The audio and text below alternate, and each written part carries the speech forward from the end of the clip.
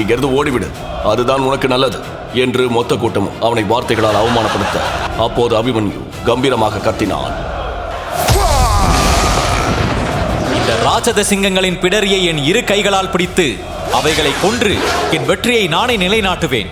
என் தந்தை பெயரை காப்பாற்ற இந்த வாய்ப்பை பயன்படுத்தி உங்கள் அனைவருடைய முகத்திலும் கரியை பூசுவேன் என்று கம்பீரமாக கூறிய அபிமன்யு கண்களில் தெரிந்த வெறியை பார்த்து இளவரசி வியந்து போனாள். சிறிய புன்னகையோடு கம்பீரமாக அபிமன்யுவை பார்த்து கேட்டாள். ஏய், வீரவசனம் பேசுவதற்கு இது ஒண்ணும் பூனைக்குட்டி அல்ல. இது வெறி பிடித்த ராட்சத சிங்கங்கள். எவ்வளவு ஆபத்தானது தெரியுமா? அந்த இரத்த வெறி பிடித்த சிங்க கூட்டத்தை எதிர்க்கிறது உன்னை போன்ற மனுஷ பிறவியால் முடியாத காரியம். எனக்கு ஒன்று மட்டும் தான் தெரியும் இளவரசி. இனிமேலும் என்னால் இந்த அவமானமான வாழ்க்கையை வாழ முடியாது. எனது சக்திகளை நான் வெளிப்படுத்தி ஆக வேண்டும். அதனால் இன்று நான் இந்த பாக்கெட் FM தமிழ் யூடியூப் சேனலில் கண்டு மகிழுங்கள்.